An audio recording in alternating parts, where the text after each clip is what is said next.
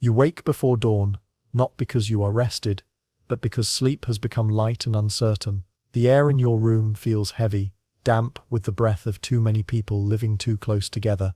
You do not know the word bacteria. You do not know the word infection, but you know that something has changed in the world around you, and it has changed quietly. The Black Plague does not arrive all at once. It creeps.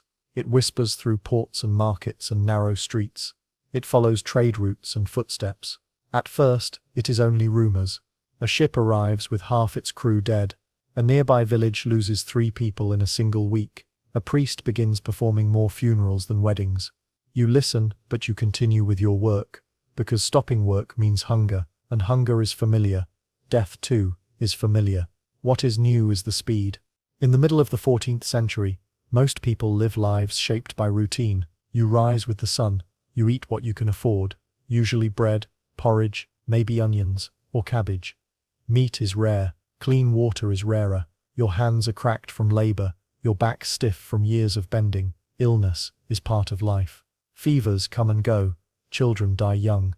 Adults often follow not long after. So when sickness begins spreading, it does not immediately inspire panic. It takes time for fear to grow. Survival during the Black Plague is not about heroism. It is about habits. It is about where you live, how you move, and what you avoid. It is about chance, yes, but also about patterns that only become clear much later. You do not know that fleas carry disease. You do not know that rats travel alongside grain shipments. But you do notice that people who spend less time in crowds seem to fall ill less often. You notice that those who flee early sometimes live, while those who wait often do not. If you live in a city, your risk is higher. Cities are dense, loud, and crowded with life and waste. Streets are narrow. Animals roam freely. Waste is thrown into open gutters. Water sources are shared. When plague arrives in a city, it moves quickly.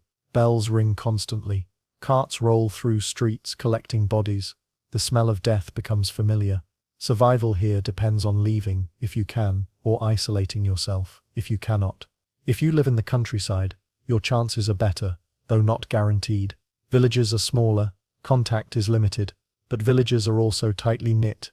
People share tools, food, and space. One sick household can infect many. Some villages seal themselves off. Outsiders are turned away. Roads are blocked. This is not kindness.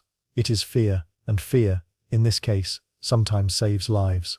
You might survive simply because you live on the edge of society.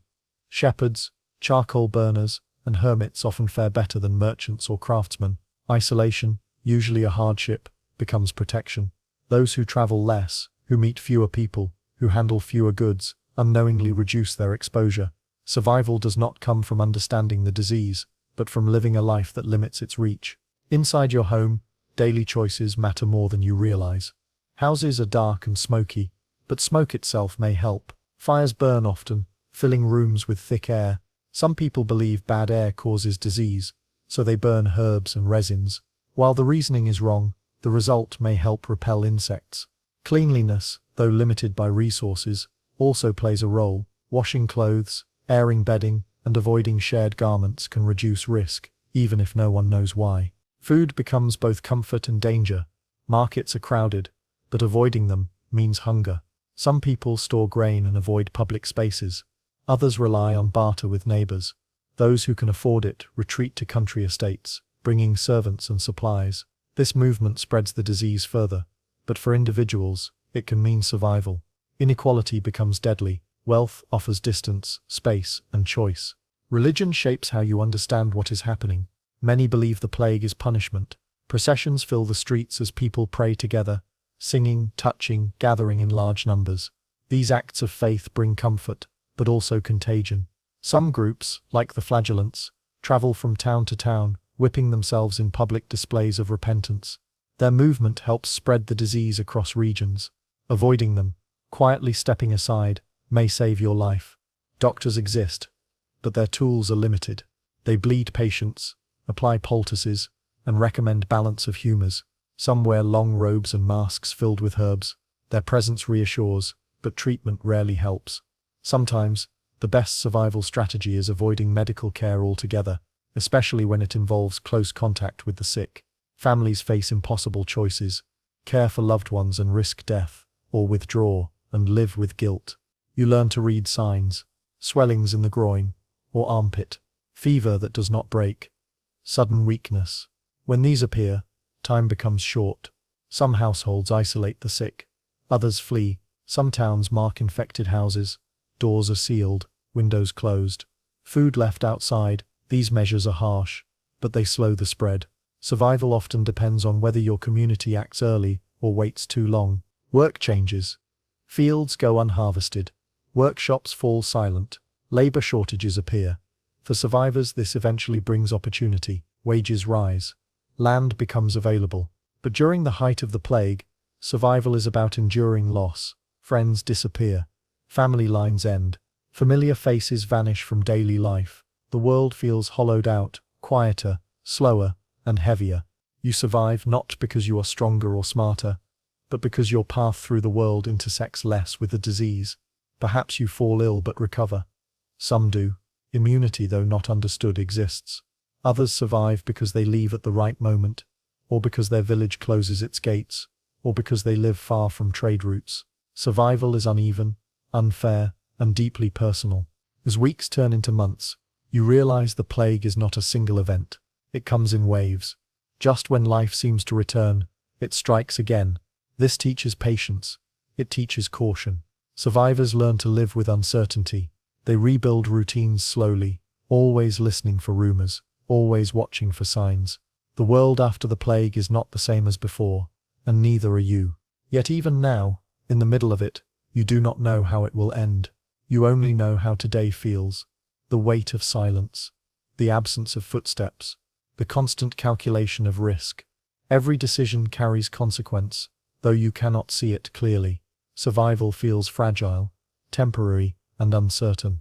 And as you lie awake at night, listening to the distant sound of bells, you may wonder which small choice will matter most tomorrow, and whether the habits that keep you alive now will still protect you when the plague returns again.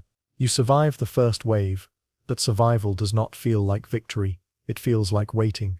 The days stretch longer now, quieter, filled with small decisions that carry more weight than before. The streets are emptier, doors stay closed. People speak softly, as if loud voices might summon the sickness back into the open air. You have learned that the plague does not move quickly like a fire. It lingers, hides, and returns when attention fades. By now, you have changed how you live. Not because someone has explained what to do, but because experience has taught you caution. You leave your home less often. When you do, you avoid crowds. You no longer linger in marketplaces. You finish your business quickly and return. You wash when you can. You air your clothes. You avoid touching others, even friends, even family outside your household. These choices feel cold, even cruel, but they are becoming normal. You notice patterns that others miss. Houses with many visitors lose people faster. Inns and taverns become places of quiet dread. Those who travel often seem to carry danger with them, even when they look healthy. You learn that sickness does not announce itself immediately. Someone can seem well and still bring death into a room. This knowledge changes how you see everyone around you. Trust becomes cautious. Distance becomes safety. Food remains a constant concern. With fewer workers, harvests suffer. Supply becomes uncertain. Prices rise.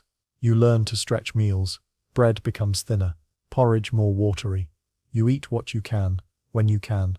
Hunger weakens the body, and weakness invites illness. Survival now depends not only on avoiding the plague, but on staying strong enough to resist it if it comes. Communities that endure do so by adapting. Some towns organize guards at their gates. They record who enters and who leaves.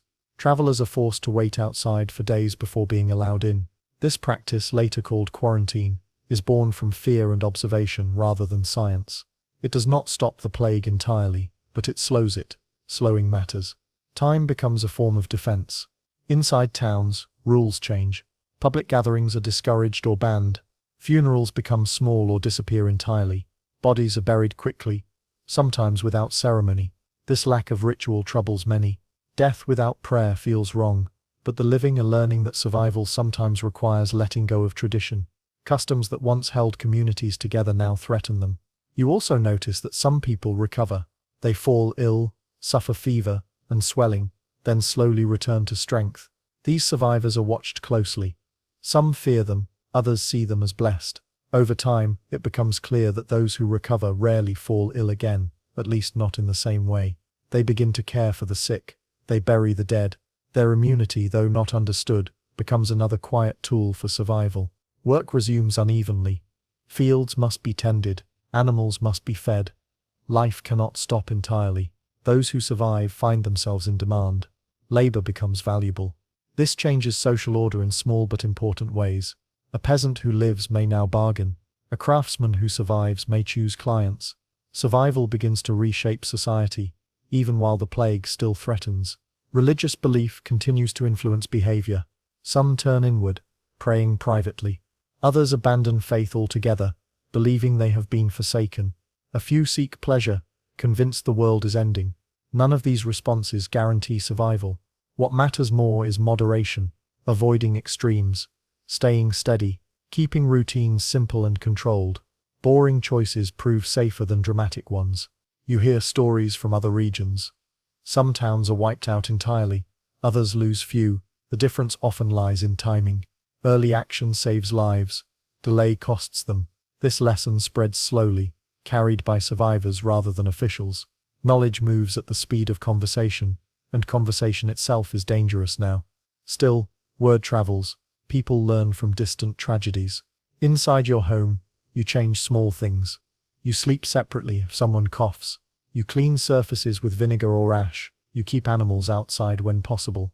None of these actions are based on understanding germs, but they reduce contact, reduce pests, reduce risk. Survival is built from many such small, imperfect steps. Fear becomes a constant companion, but it is no longer sharp. It settles into the background, shaping behavior without overwhelming it. You learn to live with uncertainty. You plan less. You focus on the next day, the next meal, the next sign of health. Long-term thinking feels pointless when the future remains unclear. As seasons change, the plague weakens, then returns. Each wave teaches new lessons. Each survival reinforces habits. Communities that endure grow more disciplined. They react faster. They close sooner. They trust less, but live more. The cost is emotional. Loneliness increases. Bonds loosen. But life continues. You begin to wonder whether survival has changed you permanently, whether the caution you now live with will ever fade, whether the world you knew before will return, or whether this quieter, more careful existence is the new normal. You sense that even if the plague ends, its mark will remain, shaping how people live, work, and trust for generations. And as rumors of another outbreak begin to circulate once more, you may find yourself asking whether survival is still a matter of chance, or whether the habits you have learned can truly protect you when the plague comes again. You do not notice the end at first. There is no clear boundary, no final bell that rings to announce safety. What you notice instead is absence. Fewer funerals, fewer doors marked, fewer whispered warnings as you pass others in the street. Survival reveals itself slowly, in small signs that life is returning to ordinary rhythms, though ordinary now feels different. Those who remain begin to count themselves. Quietly, entire households are gone. Fields lie empty where families once worked them. Workshops stand silent, their owners never returning. You understand now that survival has placed you among a smaller world. The plague has not only taken lives, it has removed habits, expectations, and social balance. What remains must reorganize itself around those who endured. Your own survival begins to feel heavier. Guilt appears where relief once lived. You remember those who did not make the same choices you did, or could not. The neighbor who stayed to care for a sick child, the friend who waited too long to leave the city. Survival is no longer just about avoiding death. It is about living with memory. In practical terms, life improves in ways no one predicted. With fewer people, land becomes available, wages rise. You may find yourself offered better terms for work, or land once held by others. This shift does not come from kindness, but necessity. Lords need workers. Towns need residents. The balance of power shifts slightly, quietly, but permanently. Survival grants leverage. Food becomes more reliable again. With fewer mouths to feed, harvests stretch further. Those who survived long periods of hunger begin to eat better than before, not because the world is kinder, but because it is emptier. This abundance feels unsettling. You eat knowing others cannot. You plant knowing others will never harvest again. Communities change how they govern themselves. The memory of the plague lingers in policy and custom. Town councils retain rules about travel and isolation. Gates are watched more carefully. Records are kept. Survival becomes something to be managed, not assumed. The idea that disease can be controlled, even without understanding it, takes root. Religion adapts as well. Some churches emphasize personal prayer over public gathering. Others reinterpret the plague as a test survived rather than a punishment endured. Faith does not disappear, but it becomes quieter, more individual. You no longer feel the need to prove belief through crowds. Survival has taught you the value of distance. You notice that those who fell ill and recovered hold a strange position in society. They are both respected and avoided. They are asked to do dangerous work, to care for the sick if the plague returns, to handle bodies, to enter spaces others fear. Their survival becomes a tool. Immunity, though unnamed, shapes roles and expectations. The plague does return, as it will many times over the centuries, but never with the same surprise. Each return finds a population more cautious, more prepared, more practiced in survival. The lessons learned in your lifetime do not vanish with you. They become habits passed quietly from one generation to the next. You realize that surviving the Black Plague was never about a single action. It was not one remedy, or one prayer, or one escape. It was a pattern of restraint. Fewer gatherings, less travel, slower responses, ordinary choices repeated consistently, boring decisions that lacked drama but offered protection. Looking back, you see how much of survival depended on resisting instinct. The instinct to gather, to comfort through closeness, to seek answers in crowds. Survival favored those who waited, who withdrew, who endured boredom and loneliness. It rewarded patience over passion, routine over ritual. The world you live in now carries scars that will not fade quickly. Architecture changes. Homes are built with more space. Windows open wider. Streets are cleared more often. Even without knowing why, people shape their environments to allow air, light, and distance.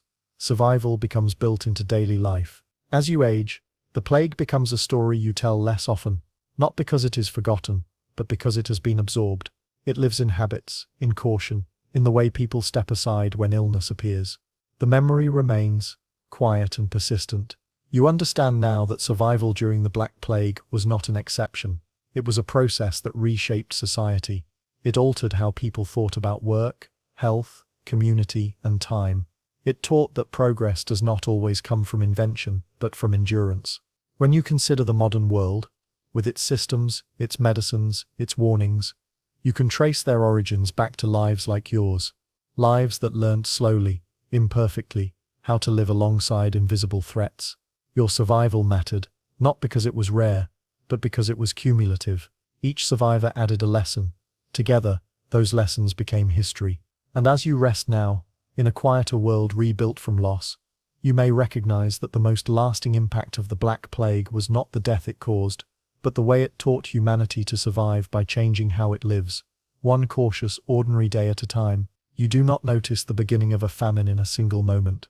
There is no announcement, no clear dividing line between enough and not enough. At first, it is only a feeling that something is slightly wrong. Bread is smaller than usual. Grain costs more.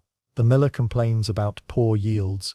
You listen, you nod, and you continue with your day, because hunger, like hard work, has always been part of life. In the medieval world, most people live close to the edge, even in good years. Your survival depends on harvests you cannot control, and weather you cannot predict. A few weeks of heavy rain, or an unexpected frost can undo months of labor. When crops fail, there is no distant supply to rely on, no quick relief. Food comes from nearby fields, and when those fields fail, the consequences spread slowly and relentlessly. At first, you adjust without panic. Meals become simpler. Meat disappears entirely, unless you are wealthy. You rely more heavily on bread, peas, beans, and whatever roots can be gathered. You stretch what you have, telling yourself that next season will be better. Most famines begin with hope. That hope delays action, and delay often costs lives. You notice that people begin to talk more about food. Conversations drift toward harvests, storage, and prices. The market feels tense. Buyers linger, arguing over measures and weight. Sellers guard their sacks closely. Even before true hunger sets in, anxiety changes behavior. People hoard quietly. They begin counting days instead of seasons. If you are a peasant, much of what you grow does not belong to you. Rent, tithes, and obligations claim a share of every harvest, even a poor one. During famine, this burden becomes dangerous. You must choose between feeding your family and meeting demands. Some risk punishment. Others comply and suffer hunger. Survival often depends on negotiation, on knowing when rules can be bent and when they cannot. Weather continues to shape everything. Rain rots grain in the field. Cold delays planting. Heat dries soil beyond use. You watch the sky more closely than ever. Each cloud carries meaning. Each clear day feels like relief, but control remains an illusion. Medieval people understand nature as powerful and unpredictable. Famine reinforces this belief daily. As food becomes scarce, your body begins to change. You feel weaker, work becomes harder. Idleness lingers longer. Hunger lowers resistance to disease, and disease deepens hunger. This cycle traps many. Survival depends on breaking it early, before strength is gone. Those who conserve energy, who rest when possible, often fare better than those who exhaust themselves trying to maintain normal routines. Communities respond unevenly. Some villages pool resources.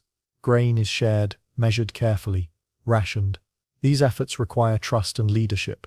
Where cooperation exists, survival rates improve. Where suspicion rules, food is hidden, stolen, or wasted through fear. Social bonds become as important as storage. If you live near forests or uncultivated land, foraging becomes vital. Acorns, berries, roots, and wild greens supplement diets. Knowledge passed quietly between generations suddenly becomes essential. Knowing which plants are safe, when to harvest them, and how to prepare them can mean the difference between life and death. Famine rewards old knowledge, not innovation. You also rely on animals differently. Livestock may be slaughtered earlier than planned. This provides short-term relief, but reduces future security. Milk dries up when animals are killed. Fields go unplowed without oxen. Survival choices often sacrifice tomorrow for today. Each decision carries a cost that will be paid later, if later comes. As hunger deepens, social order strains, theft increases. Laws are enforced harshly or ignored entirely. Bread riots erupt in towns when prices rise beyond reach. Authorities fear unrest as much as starvation. Sometimes they intervene, fixing prices or opening reserves. Sometimes they do nothing. Survival often depends on where you live and who governs you. Religion shapes how famine is understood. Many see it as a test or punishment. Prayer increases. Fasting, once voluntary, becomes unavoidable. Some find comfort in belief. Others grow bitter. Faith does not fill stomachs, but it can steady minds. Mental endurance matters when physical strength fades. Children suffer most. Their bodies require more nourishment than famine allows. Parents give them larger shares, reducing their own. This choice saves some and weakens others. Survival becomes a series of sacrifices made quietly, without record, without recognition. Migration becomes an option for those who can move. People leave villages in search of work or food. Roads fill with the desperate. Towns close gates. Strangers are turned away. Movement spreads disease and fear. But staying can mean starvation. There are no safe choices, only less dangerous ones. As weeks turn into months, famine reshapes daily life completely. Time is measured in meals, not hours. Hope narrows. Survival feels uncertain but necessary. You adapt not because you are resilient, but because adaptation is the only option left. And as you lie awake, stomach aching, listening to the wind outside your home, you may begin to wonder whether hunger itself is the greatest danger, or whether the choices it forces upon you will shape the rest of your life long after the famine finally loosens its grip. By the time you accept that the famine will not pass quickly, your world has already narrowed. Days are no longer divided by work and rest, but by eating and not eating. You wake thinking about food and fall asleep, thinking about how little remains. Survival now depends less on strength and more on restraint. Those who endure longest are often those who learn how to eat less without collapsing. You begin to ration instinctively. Meals become smaller, more regular, carefully timed to keep the body functioning. Eating everything at once brings brief comfort, but leaves long hours of weakness. Slow consumption keeps you moving. This knowledge is not written anywhere. It is learned through observation and quiet suffering. You also learn to change what food means. Taste becomes irrelevant. Texture, warmth, and volume matter more. Thick soups made from scraps stretch meals. Bread is mixed with ground peas, bark, or whatever can add substance. Flour is extended until it barely resembles itself. These foods are dull, heavy, and difficult to digest, but they fill space and quiet hunger briefly. Work does not stop, but it slows. Fields still need tending, animals still require care, yet the body resists effort. You learn to pace yourself. Tasks are broken into smaller parts. Rest becomes strategic rather than indulgent. Those who push too hard often fall ill and do not recover. Survival favors moderation, even in labor. Social relationships grow tense. Sharing becomes dangerous when resources are limited. Every gift risks self-harm. Yet isolation carries its own risk. Alone you cannot forage as widely or defend what you have.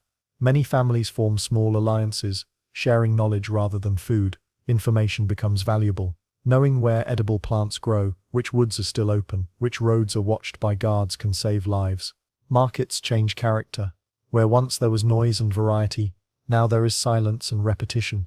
The same goods appear day after day, growing more expensive each time. Coins lose meaning for those with nothing to buy. Barter replaces currency. Skills become food. Repairing tools, mending clothes, or caring for animals can earn meals when money cannot. Authorities struggle to maintain order. Laws against hoarding and price fixing are announced. But enforcement is uneven. Some officials profit quietly. Others genuinely attempt relief. Grain reserves are opened in some towns, tightly controlled and insufficient. Survival often depends on proximity to these centers of aid. Distance becomes a disadvantage. Health declines across the population. Minor injuries become serious. Infections linger. Teeth loosen. Vision blurs. Hunger weakens not only bodies but judgment. People take risks they would once avoid. They eat unfamiliar plants. They travel farther. Some risks pay off. Others end lives quietly, without witnesses. You notice changes in behavior. People become irritable, withdrawn, slow to speak. Children grow silent, laughter disappears. Famine is not only a physical event, but a mental one.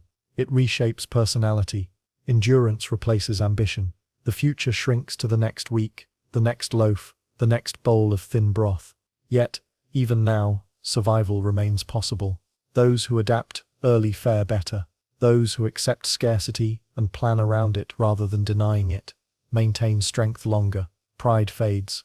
Asking for help becomes necessary. Shame loses importance when hunger grows severe. Weather continues to dominate your thoughts. A single good rain can restore hope. A late frost can destroy it. You learn to read signs more carefully than ever. The smell of soil, the behavior of animals, the condition of stored grain. These details become signals of survival or loss. As the famine stretches on, you begin to wonder how much longer your body can endure this careful balance between consumption and exhaustion. You may ask yourself whether survival now depends on holding on where you are, or whether leaving everything familiar behind might offer a better chance at living through what still lies ahead. The end of a famine rarely arrives with relief. It comes quietly, unevenly, and too late for many. You notice the change not in abundance, but in stability. Prices stop rising. Grain becomes slightly easier to find. Fields show signs of life that last more than a few days. Survival, once an hourly concern, begins to stretch back into weeks and months. Your body recovers slowly. Hunger leaves marks that do not fade quickly. Weakness lingers. Illness returns easily. Those who survived did so by conserving energy and accepting monotony. Recovery requires the same patience. Eating too much too quickly brings sickness. You relearn how to nourish yourself, carefully, cautiously, almost fearfully. The social landscape has changed. Families are smaller, villages quieter, entire lines of inheritance have ended. Land shifts hands, labor becomes valuable again. Much like after the Great Plagues, survival places you in a different position than before. You may find yourself offered better terms, not because you are respected, but because you are needed. Memory shapes behavior long after food returns. People store more, waste less. Plant diversely. Communities that endured famine begin to value preparation over abundance. Knowledge of foraging, preservation, and rationing is passed on more deliberately. Survival becomes a lesson, not a coincidence. Authorities also learn, though, slowly. Some invest in granaries. Others record harvests more carefully. The idea that hunger can be managed, if not prevented, takes hold. These measures are imperfect, but they reflect a shift. Famine is no longer seen only as fate, but as something that can be softened through planning. Emotionally, survival carries weight. You remember those who did not endure. Guilt surfaces alongside gratitude. Hunger leaves behind a quiet fear that never fully disappears. Even in good years, you may feel uneasy when stores run low. This vigilance becomes part of your identity. Looking back, you understand that surviving a medieval famine was not about strength or luck alone. It was about adaptation, about accepting limits, about enduring boredom, discomfort, and fear without giving in to desperation. The choices that saved lives were rarely dramatic. They were repetitive, cautious, and often invisible. These patterns echo through history. Modern systems of storage, aid, and planning grow from countless lives shaped by hunger. Your survival, and the survival of others like you, contributes to a slow accumulation of knowledge about how societies endure scarcity.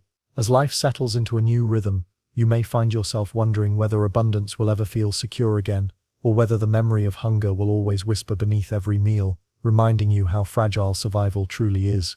You prepare for sleep long before darkness arrives. In a world without streetlights, night is not simply the absence of day, it is a condition that reshapes behavior, movement, and thought. When the sun lowers, your choice is narrow. What you have not finished by dusk may wait until morning, because darkness is not neutral. It carries risk. In medieval towns and villages, night transforms familiar spaces into uncertain ones. Streets that feel ordinary during the day become places of shadow and silence. There is no steady glow to guide you home, no lamps lining the road. Light is expensive, fragile, and personal.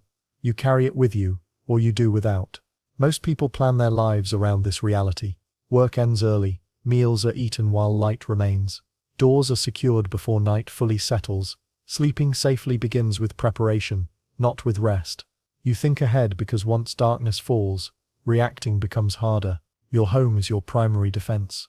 Thick walls, small windows, heavy doors. These features are not for comfort, they are for protection. Windows are often shuttered at night, not only against cold, but against intrusion. Light escaping a house can attract attention. Darkness, paradoxically, offers concealment. Inside, sleep is communal. Entire families share a single room, sometimes a single bed. This is not intimacy for comfort, but for safety and warmth. Being alone at night is dangerous. If something happens, you want others near. Noise matters. A shared space ensures that unusual sounds are noticed quickly. Fire plays a central role. Hearths provide warmth and light, but they are carefully managed. Fires are banked low before sleep, not extinguished, but controlled. Too much flame risks disaster. Too little leaves you cold and blind. The balance is learned through experience. Many medieval fires begin at night, when vigilance fades. Candles exist, but they are not common for long use. Tallow candles smell and smoke. Wax candles are costly. Oil lamps require fuel that must be purchased or stored. Most people reserve artificial light for necessity. Night is meant for sleep, not activity. Beds themselves are simple. Straw mattresses, wool blankets, wooden frames. Cleanliness varies. Fleas and lice are common companions, yet elevation matters. Sleeping off the ground reduces damp and pests. Those who can afford raised beds gain a small advantage in comfort and health. You do not sleep deeply at once. Medieval sleep is often segmented. You rest for a few hours, wake naturally, then sleep again. This pattern fits a world without artificial light. During the waking period, you may pray, talk quietly, or tend the fire. This pause is normal, not insomnia. It allows awareness during the deepest hours of night. Outside, towns attempt limited control. Watchmen patrol streets, carrying lanterns or torches.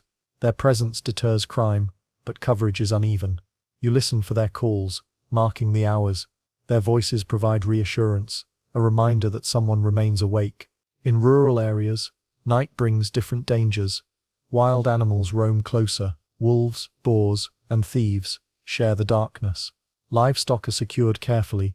Dogs become essential. Their barking warns of movement long before you can see it. A good dog improves your chances of sleeping through the night. Locks exist, but they are basic. Bars, bolts, and beams provide more security than keys. Doors are reinforced with wood and iron. Windows are small by design. Architecture reflects fear learned over generations. Safety is built into structures rather than assumed. Weather amplifies risk. Rain hides footsteps. Wind carries sound unpredictably. Fog turns familiar paths into traps. You avoid traveling at night unless necessary. If you must, you carry light and companions. Alone, you are vulnerable. Injury, robbery, or getting lost can become fatal without help. Social rules reinforce caution. Curfews exist in many towns. Being out at night invites suspicion. Authorities associate darkness with disorder. Sleep becomes a civic act. Staying indoors protects not only you but the community. Order depends on predictable behavior. Your clothing remains close at hand. You sleep partially dressed, ready to respond if needed. Shoes are nearby. Tools are accessible. Night emergencies do not allow preparation. Fire, illness, or intrusion require immediate action. Children are taught to respect night early. Stories warn of dangers, not as fantasy, but as instruction. Fear becomes a teaching tool. Knowing what to avoid keeps them alive. Sleep itself is lighter than in the modern world. Sounds penetrate walls easily. Animals move. People cough. Wood creaks. You learn which noises are normal and which are not. This awareness becomes part of rest. Complete unconsciousness is rare. Yet, despite these dangers, night also brings relief. Work pauses. Heat fades. Silence offers space for thought. In darkness, the world feels larger and slower. Sleep comes not as escape, but as necessity. As you settle into bed, listening to the familiar sounds of those around you, you may wonder whether true rest is possible in a world where darkness demands vigilance, and whether the habits you rely on tonight will still protect you when night brings something unexpected to your door. As night settles fully, you become more aware of how much effort it takes to feel secure. Sleep does not arrive simply because you are tired. It arrives because you have arranged your surroundings to make rest possible. Every object in your home has been placed with nighttime in mind. The doorbar is tested. The shutters are checked. The fire is reduced to glowing embers. Only then do you lie down. You learn quickly that darkness changes how the body responds to sound. A small noise feels larger at night. A creaking beam can resemble footsteps. Wind against shutters can sound like a hand testing the latch. Your mind fills gaps that sight cannot. Experience teaches which sounds matter and which do not. This learning is slow, shaped by many quiet nights. In towns, neighbors play a role in nighttime safety. Shared walls mean shared awareness. If someone cries out, others hear it. If a fire starts, the alarm spreads quickly. This closeness reduces privacy but increases survival. Sleeping safely depends on community as much as walls. Nighttime crime exists, but it is limited by visibility and risk. Thieves prefer targets that are poorly secured or isolated. You understand this instinctively. You keep valuable items hidden. You avoid drawing attention. Light is especially revealing. A brightly lit window signals wealth or activity. Darkness becomes a form of protection. You also learn to manage fear itself. Fear wastes energy and disrupts sleep. Too much fear leaves you exhausted the next day, making work harder and mistakes more likely. Over time, you develop routines that calm the mind. Familiar prayers, repeated actions, predictable order. These habits signal safety to the body, even when the world outside remains uncertain. Sleep positions matter. You orient yourself toward the door. You keep your ears uncovered. You position children between adults. These choices are unconscious but deliberate. Sleep is lighter, but also responsive. You are ready to wake quickly if needed. Fire remains the greatest nighttime threat. Many homes are built of wood. Roofs are thatched. One spark can destroy everything. You smell smoke, even in sleep. This sensitivity saves lives. Families train themselves to respond instantly. Buckets are kept nearby. Escape routes are known. Practice happens without drills, through repetition and memory. Seasonal changes affect nighttime safety. In winter, nights are longer and colder. Fires burn more, increasing risk. In summer, windows open, inviting air but reducing security. Each season demands adjustments. You learn when to trade warmth for caution, light for concealment. Illness also shapes sleep. Coughing, fever, and pain worsen at night. Caring for the sick requires vigilance. You stay awake to watch breathing, to cool a fever, to offer water. Night becomes a time of quiet labor. Survival often depends on this attention, though it leaves caregivers exhausted. Dreams feel different in darkness unbroken by artificial light. They are deeper, sometimes unsettling. Waking in complete darkness can disorient you. You learn to ground yourself through touch. The familiar shape of a bedpost, the sound of breathing nearby, these anchors restore calm. Travelers face the greatest danger at night. Inns offer shelter, but vary in safety. You choose carefully. Reputation matters. A well-run inn closes its doors at night, limits entry, and controls light. Sleeping safely away from home depends on trust, and trust is rare. In rural areas, distance increases vulnerability. Neighbors are far. Help takes time. You rely more on animals. Dogs sleep lightly, alert to movement. Their presence allows you deeper rest. Without them, nights are longer and more tense. Children learn nighttime rules early. Do not wander. Do not open doors. Do not call out unless necessary. These lessons are reinforced through stories and discipline.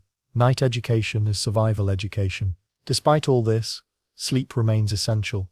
Without it, judgment fails. Accidents increase. Immune strength weakens. Medieval people understand this through experience. Rest is guarded fiercely. Night work is avoided. Even watchmen rotate shifts to prevent exhaustion. Over time, these habits shape architecture, laws, and culture. Towns build walls. Curfews formalize behavior. Bells mark time. Sleep becomes regulated, not by clocks, but by light and sound. You begin to see that sleeping safely without streetlights is not about eliminating danger, but about managing it. Accepting darkness rather than fighting it. Learning to live within its limits. As you drift toward rest, surrounded by the quiet signals of safety you have built over years, you may wonder how much of your vigilance comes from necessity, and how much has become habit, shaping not only how you sleep, but how you understand the world once the sun disappears. Over time, you stop thinking of night as an enemy. It becomes a condition, like rain or cold, something to be lived with rather than defeated. The routines you follow each evening become automatic. Bar the door, lower the fire, gather together. These actions no longer feel like precautions. They feel like the natural shape of the day. The long experience of darkness reshapes how you measure time. Without constant light, your body follows the sun more closely. You feel tired earlier. You wake more naturally. Sleep becomes deeper in segments, aligned with natural rhythms. This pattern supports endurance rather than productivity. Life moves at a pace set by daylight, not by demand. Communities carry this knowledge forward. Town layouts reflect the need for safety after dark. Homes cluster together. Streets narrow to limit movement. Central areas are easier to watch. Nighttime safety is built into geography. Survival becomes architectural. As you age, you notice how younger generations learn these habits without explanation. They know when to come inside. They understand which sounds matter.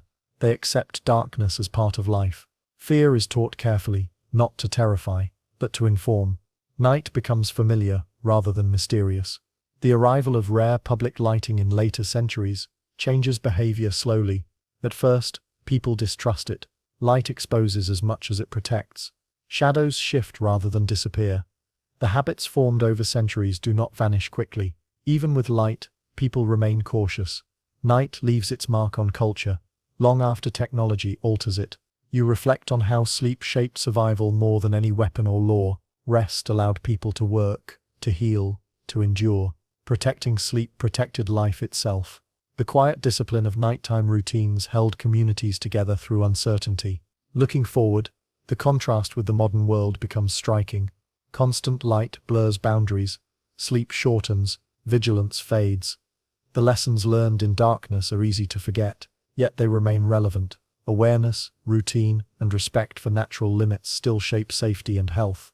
As you settle into rest once more, you may realize that sleeping safely in a world without streetlights was never about conquering fear, but about learning when to be still, when to listen, and when to trust the quiet systems built over generations to carry you safely through the night. You live in a city that never truly rests. Rome, or one of the many Roman towns spread across the empire, is crowded, loud, and constantly moving. People arrive daily. Goods flow in from distant provinces. Waste flows out, or at least it is supposed to. Disease is always nearby, though you do not think of it that way. You think instead about balance, order, and routine. Roman cities are dense by design. Apartment buildings rise several stories high. Streets are narrow, markets are packed. Public baths draw crowds every day. From a modern perspective, this seems like a perfect environment for illness.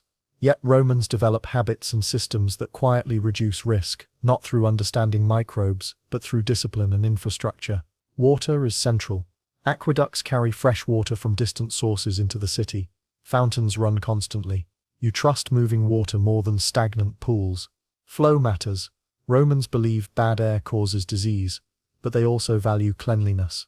This belief leads to behaviors that unintentionally limit contamination.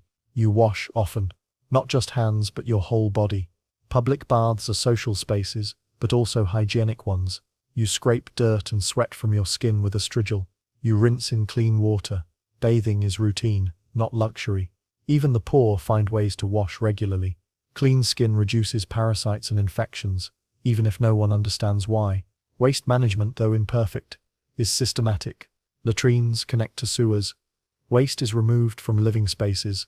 The cloaca maxima carries refuse away from central areas. Smell is considered dangerous.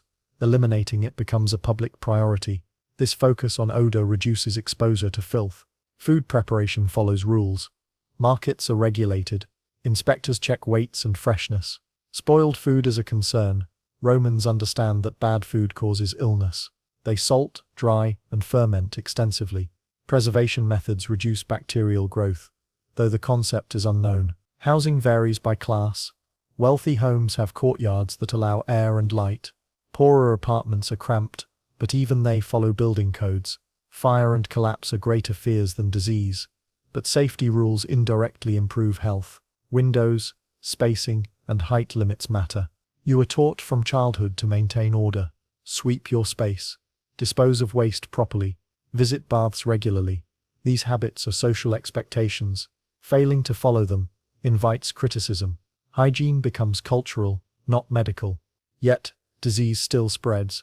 Fevers come, outbreaks happen. Romans respond with organization. Temples close. Gatherings pause. Travel slows. The state intervenes when necessary. Public health, though unnamed, exists in practice. You survive not because the city is clean, but because it is managed. Routine maintenance, shared standards, and constant attention keep chaos at bay. In a city of millions, this matters. As you move through crowded streets, trusting systems you barely notice, you may wonder how fragile this balance is, and what happens when infrastructure fails or discipline slips, allowing disease to move faster than order can contain it. The rhythms of city life teach you more about survival than any single law or edict. You begin to notice patterns in sickness, even if you cannot name the causes. Crowded markets in the midday heat seem to bring more cases of fever. Houses near stagnant water or open gutters feel more dangerous. Baths, paradoxically, both reduce risk and gather disease in clusters. Observation, rather than theory, guides your choices. You adjust behavior subtly. You visit the market early, before crowds gather. You wash hands and face after handling produce.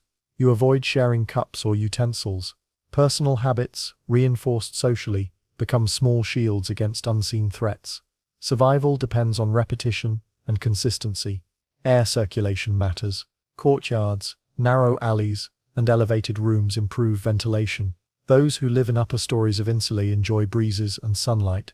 Even slight changes in airflow reduce exposure to putrid air, though the Romans understand this through sense, not microbiology. You choose where to live, not randomly, but strategically.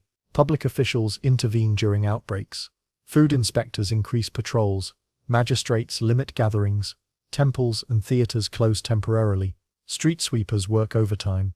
These measures are uneven, but they reflect an understanding that population density amplifies danger. Being aware of enforcement patterns improves your survival. Water use continues to be critical.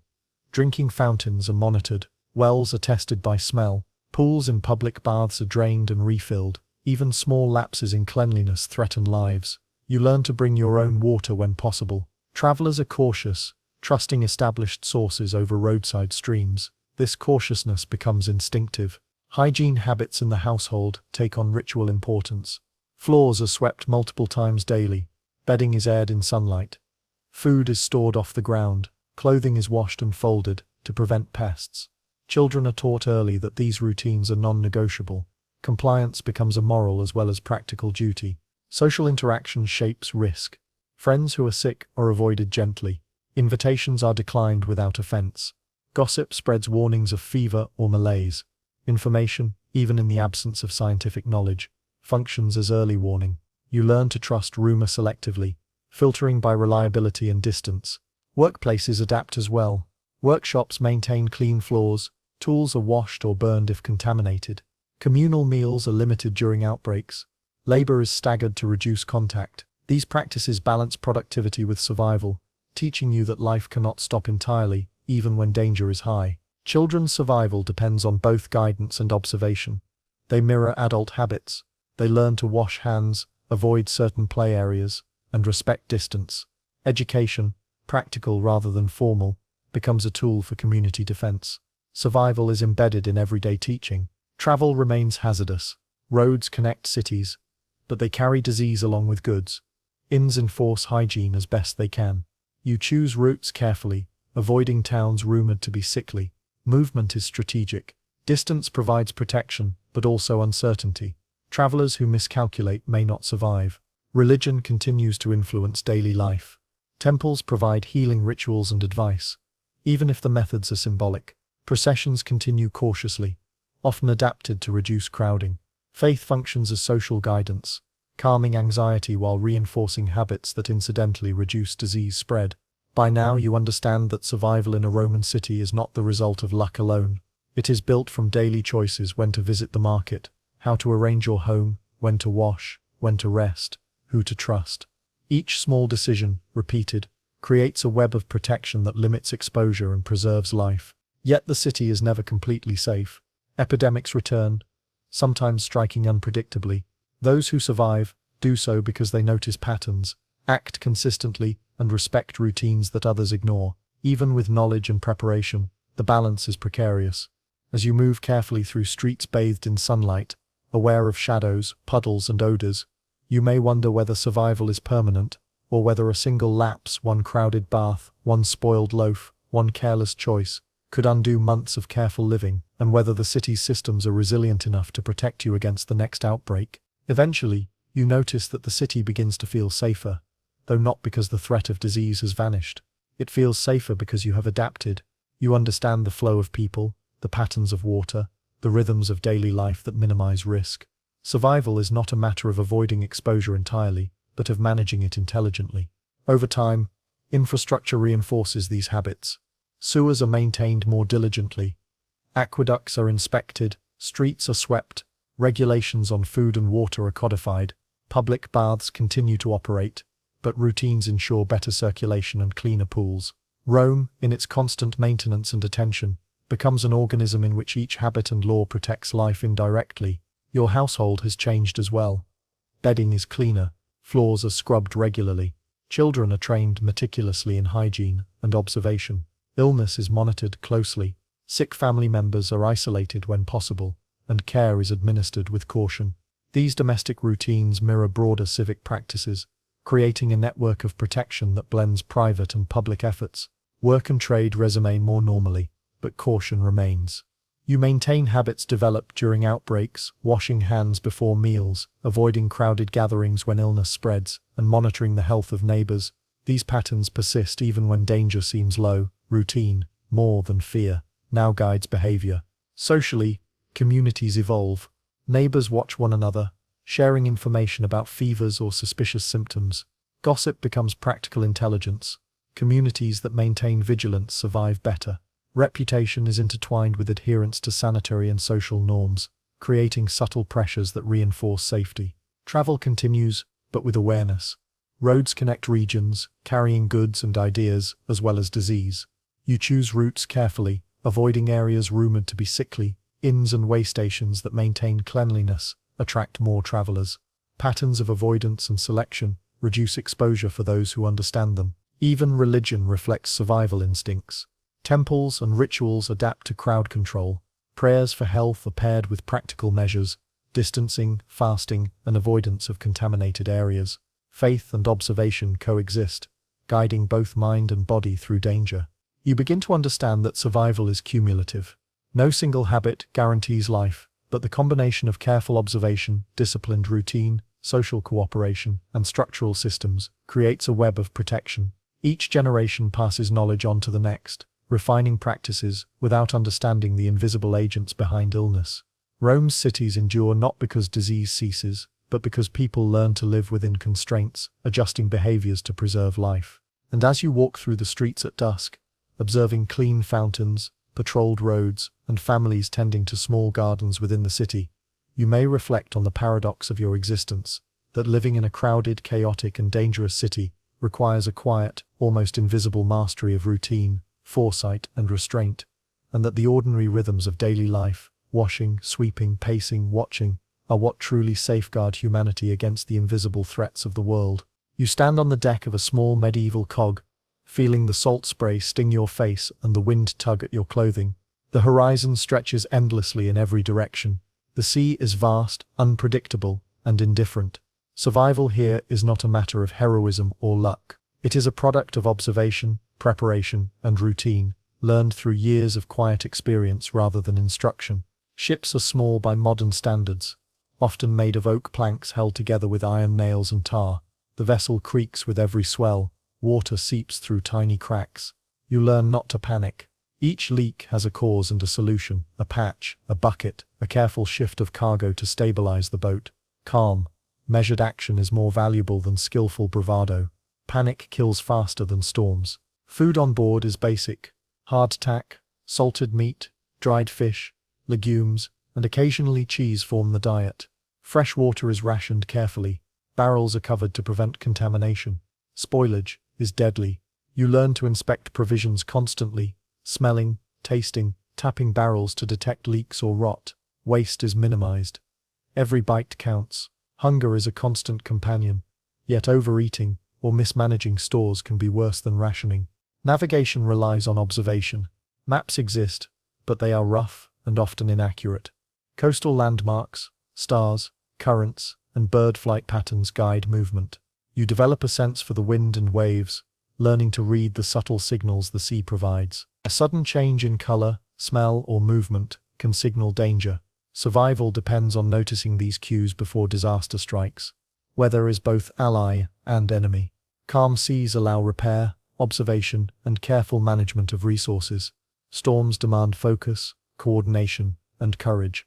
You and your crewmates must know every rope, sail, and knot by touch as well as sight, because storms obscure everything. Mistakes cost lives. Fatigue is deadly. Sleep is sparse, often taken in shifts to ensure that someone is always alert. Illness spreads quickly on board. Dysentery, scurvy, and infections are common. Fresh food is rare, and vitamin deficiency weakens you over weeks. You learn simple remedies, citrus or herbs when available, clean water where possible, and isolation for the sick. Hygiene is basic but constant. Buckets are cleaned, bilge water removed, floors swept. You recognize that neglecting minor tasks often leads to disaster. Crew relationships are vital. Discipline is enforced through shared labor and strict roles. Each sailor knows their responsibility, whether handling the mainsail, bailing water, or steering. Arguments are dangerous. Cooperation is essential. You learn to communicate clearly and to anticipate the actions of others. Miscommunication in the middle of the night or during a storm can sink the ship. Sleeping aboard ship is a careful art. Hammocks or simple bedding are tied down. You rest lightly, always aware of the motion beneath you. Shifts ensure that someone remains awake to monitor the sails, check the hull, or spot land or hazards.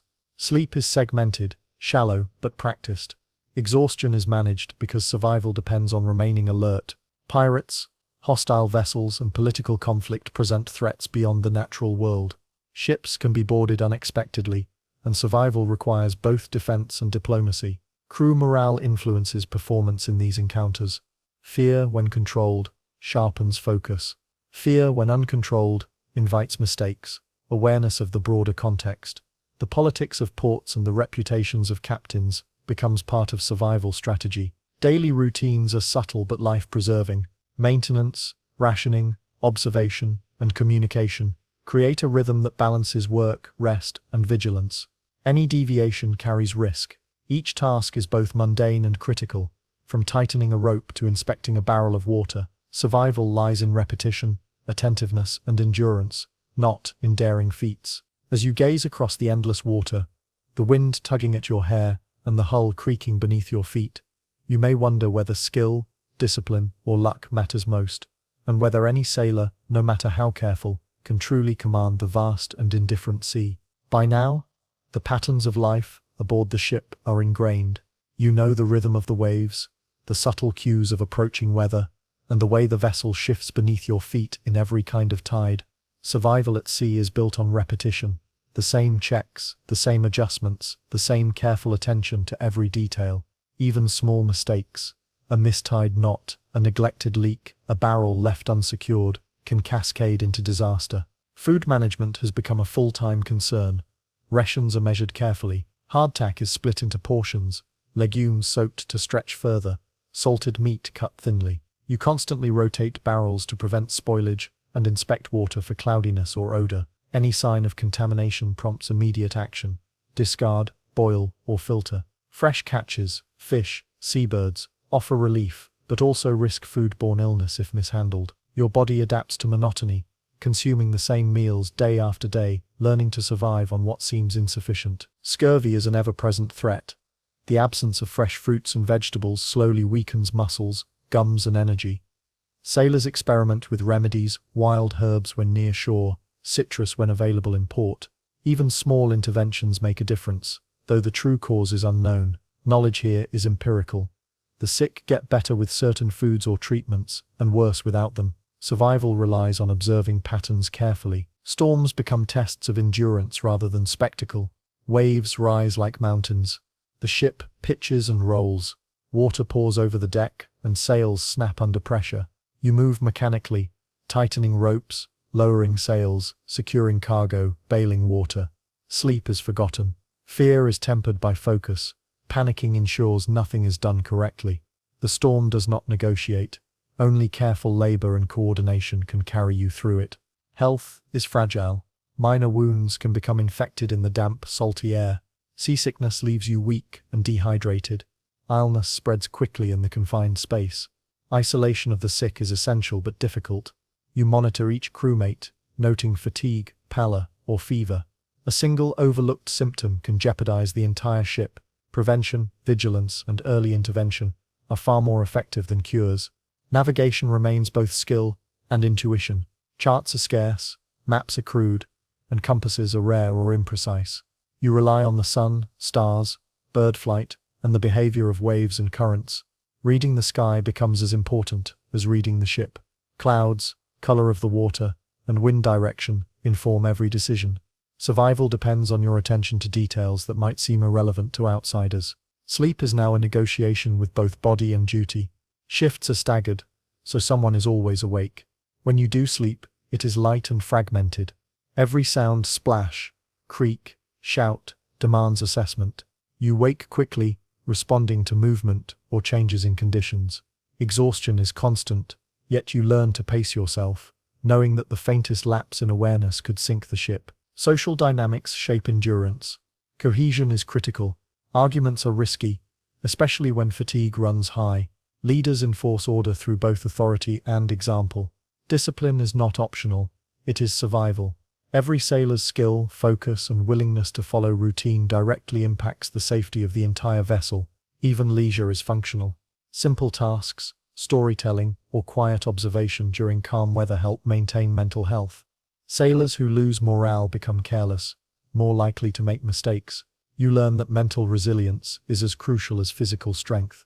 Boredom, monotony, and anxiety are managed deliberately, forming part of the unspoken curriculum of survival at sea. As days turn into weeks, you begin to understand the invisible patterns of the open water. Survival is not about conquering the sea, it is about adapting to it, respecting its unpredictability, and learning the routines that allow life to continue amid relentless waves, shifting winds, and the ever-present threat of scarcity, sickness, and danger. And as the horizon stretches endlessly ahead, you may wonder which is more powerful: the skill honed by experience, the careful habits that shield life, or the unpredictable whims of the sea that respect no plan. Eventually, survival at sea begins to feel like a slow mastery of the environment rather than a battle against it. You learn to read the water, the wind, the clouds, and the stars almost instinctively. Each day brings small victories, a barrel rotated before spoilage, a sail repaired before it tears, a leak patched before it floods the hold. Survival is not sudden or dramatic, it is cumulative, built on countless small decisions repeated over weeks and months. Rations stabilize. Hardtack becomes familiar in taste and texture.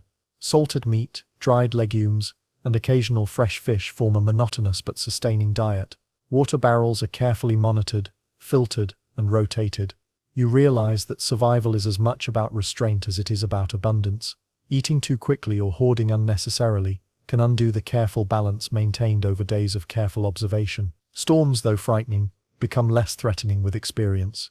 You recognize early warning signs, a change in wind, the color of clouds, the behavior of waves. Each warning triggers a disciplined routine, lowering sails, securing cargo, rotating crews. Panic no longer dictates action. Calm, methodical labor allows the ship to endure what might once have seemed catastrophic. Health remains a concern. Seasickness, minor injuries, and fatigue are constants.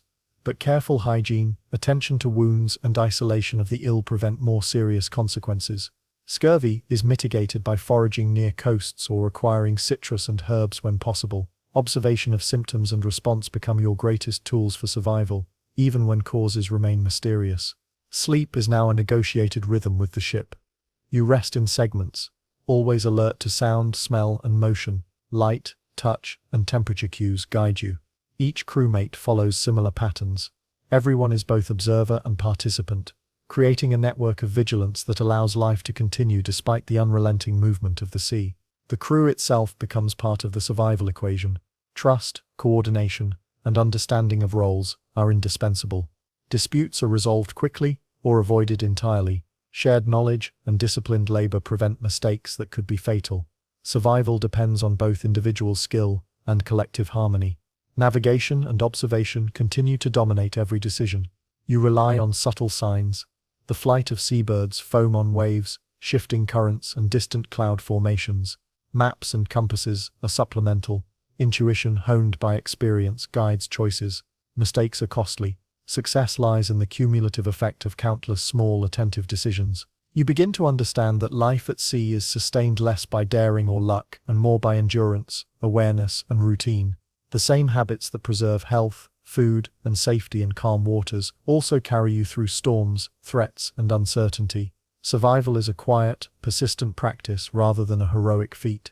As land finally appears on the horizon after weeks at sea, you may reflect on the lessons learned, that the open water respects only preparation, discipline, and observation, and that in a world without modern navigation, medicine, or communication, the daily rituals, repeated carefully, are what preserve life against the immense, indifferent expanse of the sea. You step off the worn road and into the dense forest.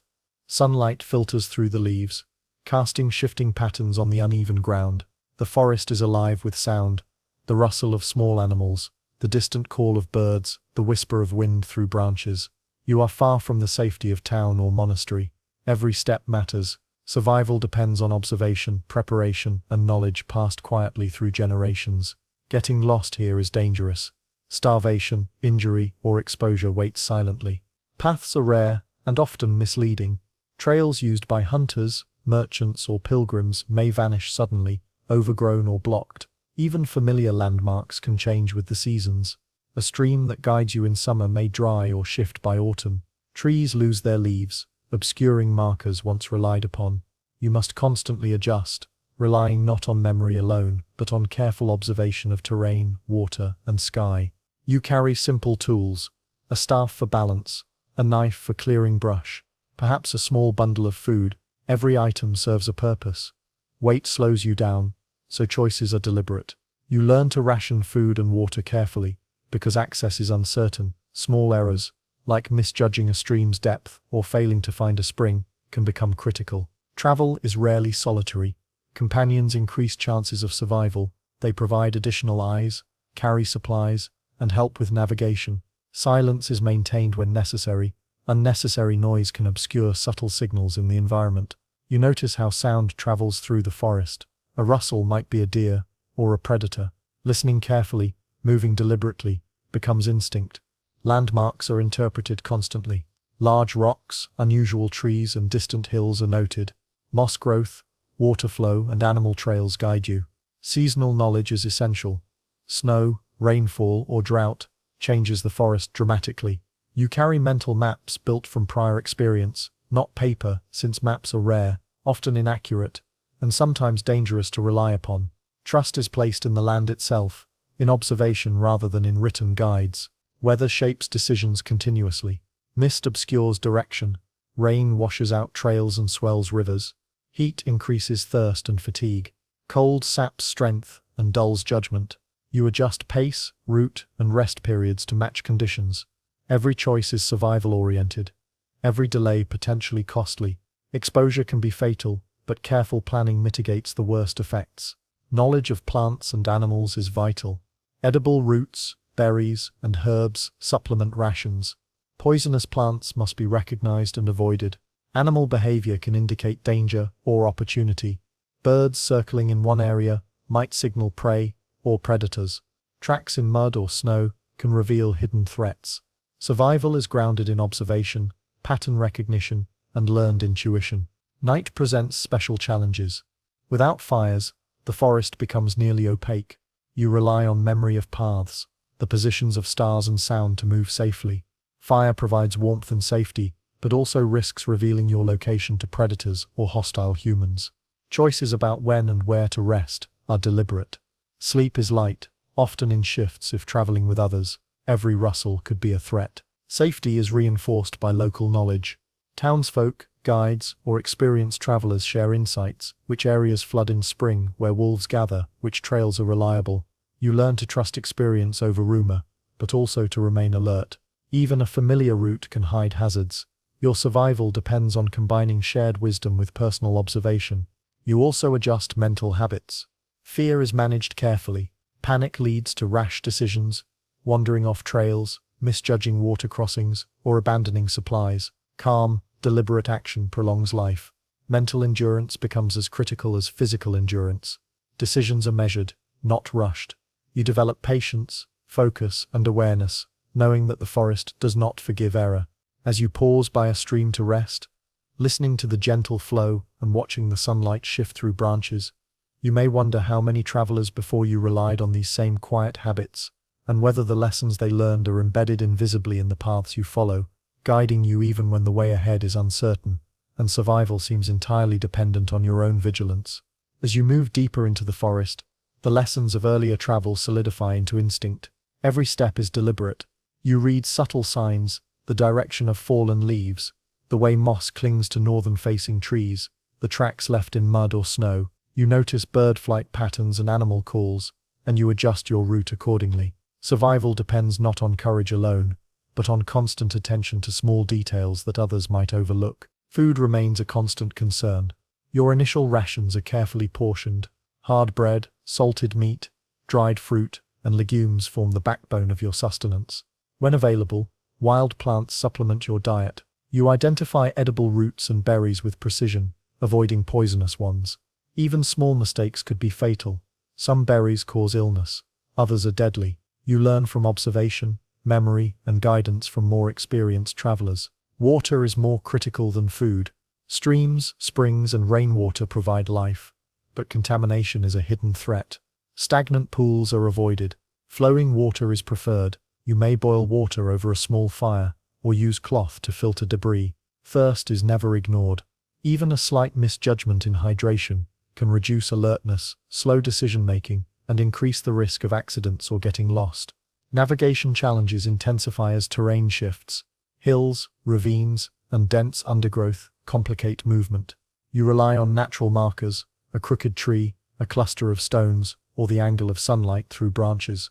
Clouds and wind patterns guide long-distance movement when visible. Stars guide night travel, but cloud cover or heavy canopy can obscure them. You adapt, constantly recalibrating your internal map. Weather amplifies danger. Sudden rainstorms swell streams and rivers, turning fords into obstacles. Mist and fog reduce visibility, obscuring landmarks. Snow covers tracks, erasing evidence of your route. Heat increases fatigue, cold accelerates exhaustion, and the risk of hypothermia. You must make decisions, Press on, find shelter, or slow your pace. Each choice balances risk against necessity. Nightfall brings its own perils. Without fire, darkness is nearly absolute. You rely on memory of landmarks, the faint glow of moonlight, and the stars above. Fires provide warmth and safety but attract attention from animals or humans, so they are used sparingly. Sleep is light, and you awaken at the slightest unusual sound. Vigilance is constant. One misstep can mean injury, or worse. Social knowledge remains invaluable. If traveling with companions, coordination is essential. One person may scout ahead, another carry supplies, while others manage route memory. Communication is precise but minimal, preserving stealth and focus. Companions reduce risk, but they also require cooperation and discipline. Conflict or distraction can be fatal. Mental endurance becomes as important as physical. Loneliness, fear, and fatigue can impair judgment. You practice patience, observation, and measured responses. Anxiety is acknowledged but controlled. Decisions are deliberate, not rushed. You learn to wait for clarity, trusting both your instincts and your prior experience. Equipment management is continuous. Your staff guides you across uneven ground. Your knife clears obstructions and serves as protection. Clothing is adjusted to changing weather. Footwear is monitored for damage. Even minor oversight, loose straps, dull edges, or frayed rope can have serious consequences in remote terrain. As hours stretch into days, you recognize a rhythm to travel. Observation, cautious movement, careful rationing, and vigilant rest repeat in cycles. This repetition, practiced deliberately, ensures both safety and orientation. Survival is the result of cumulative actions, small and seemingly mundane, repeated with care and attention to detail. And as you pause atop a ridge, surveying the forest stretching endlessly below, you may wonder how many travelers before you relied on the same patterns, and how fragile even the most cautious plan is when nature shifts unexpectedly, threatening to erase the careful progress of days, leaving only uncertainty and the quiet necessity of adaptation. Eventually, survival begins to feel like a delicate dance with the forest itself. You internalize its rhythms, the way streams shift after rain, how animal tracks appear and vanish, how the wind carries scents and sounds. Each day, each careful observation, each deliberate choice adds to a growing understanding that allows you to move with the forest rather than against it. Survival becomes less about exertion and more about attunement. Rations are managed with precision. Hard bread and salted meat are stretched over days. Water is filtered, collected from streams or rainfall, and consumed strategically. Foraging supplements supplies, but only after careful inspection and verification. Mistakes can no longer be tolerated.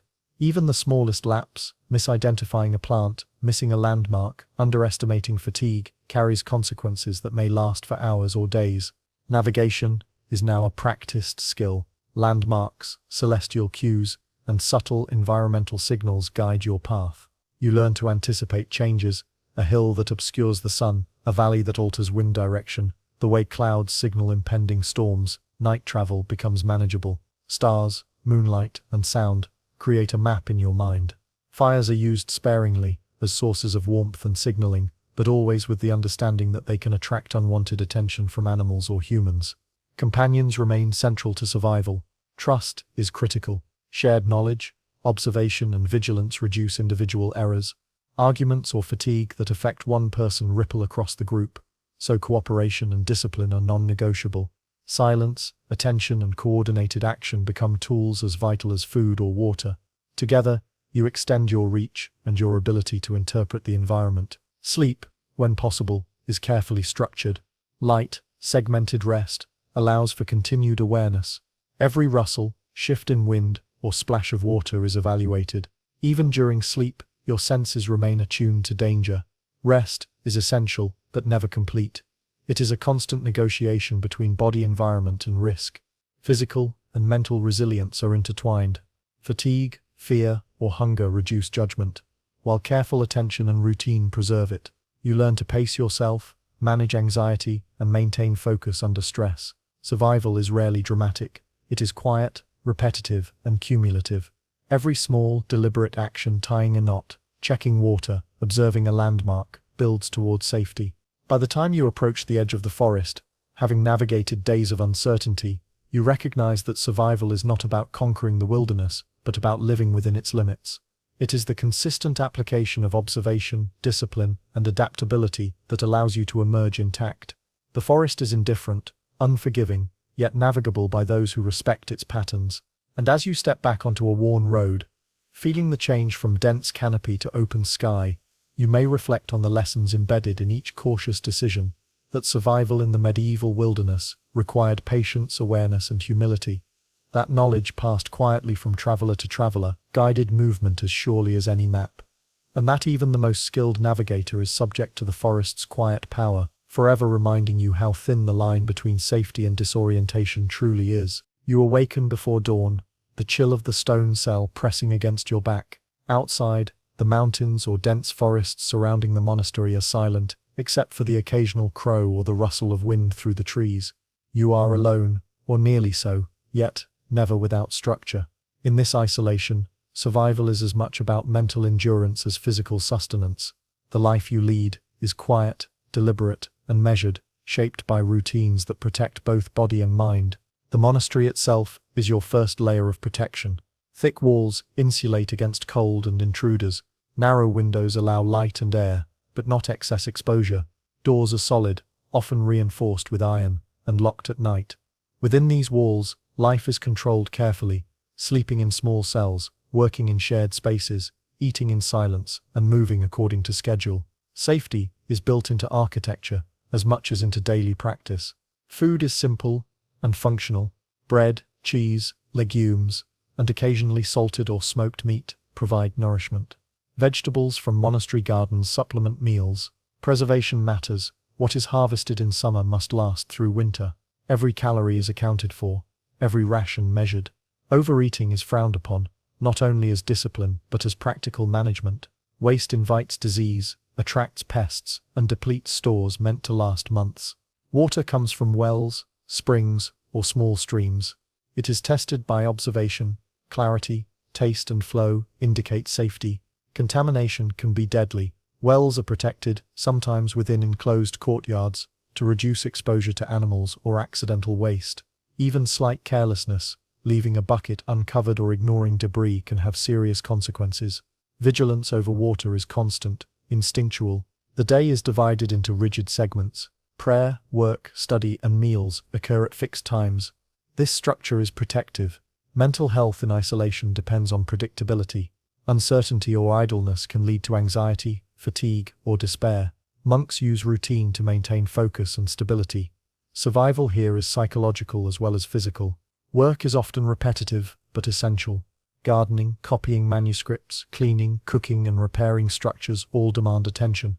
Each task serves dual purposes: practical utility and mental grounding. Repetition prevents the mind from wandering toward fear or despair. Even monotony becomes a tool for endurance. Sleep follows strict schedules, often segmented. First sleep occurs soon after evening prayers, lasting a few hours, followed by waking for meditation or simple tasks, then a second sleep before dawn. This pattern keeps the body aligned with natural light cycles and allows vigilance in case of fire, intruders, or illness. Even in isolation, survival demands attentiveness. Hygiene is rigorous. Cells are cleaned daily. Hands and face are washed before meals. Bedding is aired. Floors and communal areas are swept. These habits reduce disease and reinforce discipline.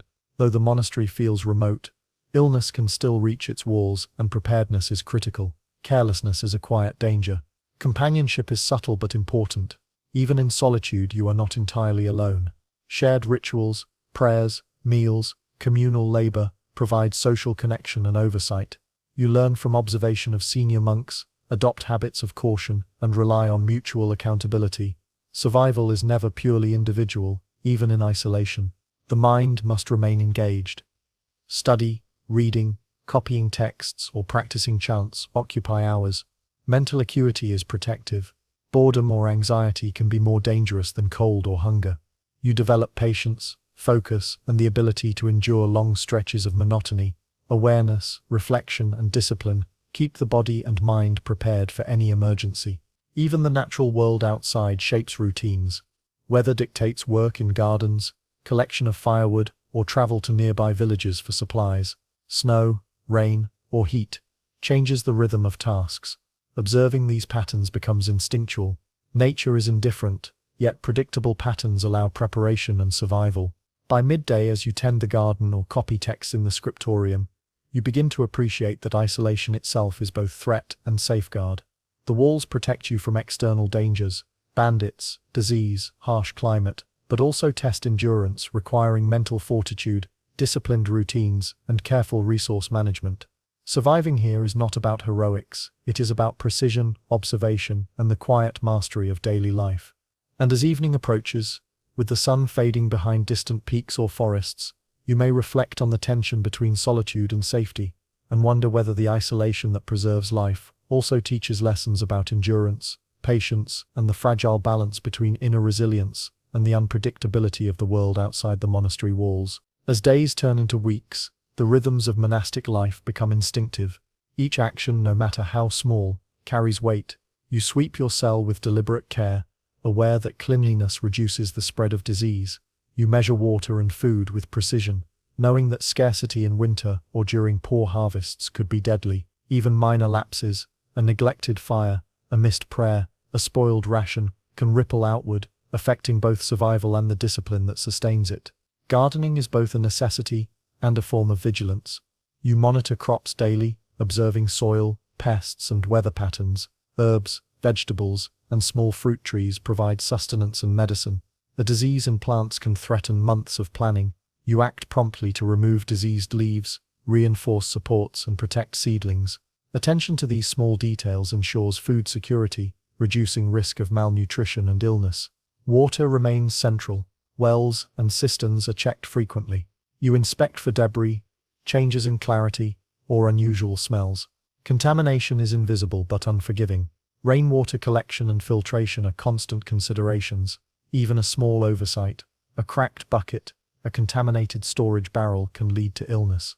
Every day you reaffirm the vigilance that keeps water safe for drinking, cooking, and washing. Work in communal spaces is conducted with deliberate caution. The scriptorium, refectory, and workshop are kept orderly. Shared tools and materials are cleaned and stored properly. Contagion is always possible, so measures are taken to reduce exposure, wiping surfaces, airing rooms, and minimizing unnecessary contact. These routines may seem mundane, but they are essential to maintaining health in a closed, isolated environment. Sleep patterns continue to protect you. First, sleep follows evening prayers. You awaken briefly for meditation, inspection of the fire, or simple tasks. Second, sleep occurs before dawn. This segmented rest balances physical need with vigilance. Fatigue is managed carefully. Exhaustion can impair judgment, slow responses to emergencies, or weaken immunity. Sleep is treated as both sacred and practical, a resource to be protected. Mental resilience is cultivated deliberately. Hours of solitude require strategies to maintain focus. Reading, copying texts, prayer, and contemplation occupy the mind and prevent anxiety from festering.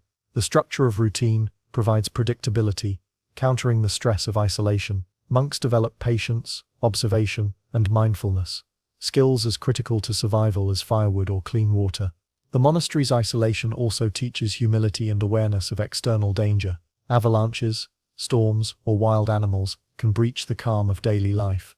Supply trips are planned carefully, routes mapped, and contingencies considered. Awareness of terrain and seasonality guides decisions: when to gather firewood, when to harvest, when to make journeys to the nearest village. Preparation and anticipation mitigate risk. Health is maintained through simple but disciplined measures. Baths or sponge washing occur at scheduled times. Clothing and bedding are aired and repaired. Injuries are treated promptly. Minor infections are prevented by careful attention to cleanliness. Herbs grown in the garden supplement diet and provide remedies. Observation, repetition, and cautious experimentation guide responses, often without formal knowledge of medicine. Social dynamics remain subtle but important. Though largely isolated, monks rely on one another for guidance, oversight, and shared labor.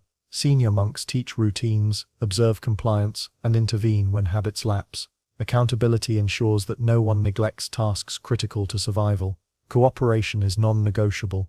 The monastery's safety depends on it. By now, the monotony itself becomes a survival tool. The repetition of prayer, labor, and study reinforces discipline, ensures vigilance, and keeps both mind and body aligned. Even in the quiet, isolated world, survival is active. Attention, observation, and adherence to routine are constant practices.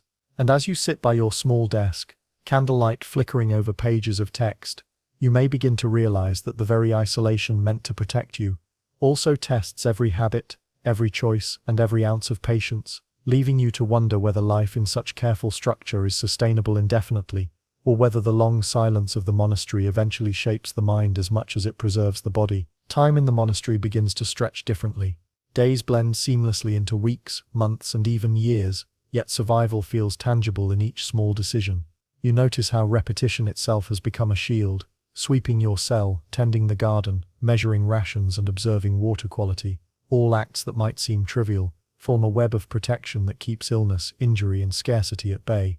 Life here is quiet, but never passive. Each habit contributes to your continued existence. Food and water remain the most immediate concerns. Winter tests every stored ration, while summer demands careful maintenance of fresh produce and herbs. Meals are eaten deliberately, portions measured, and spoilage prevented through constant vigilance. Water from wells or cisterns is inspected, filtered, and rotated, and every sign of contamination prompts immediate action. Even a minor oversight could have cascading effects, yet the routine ingrained over years mitigates much of the risk. Health is preserved by meticulous attention.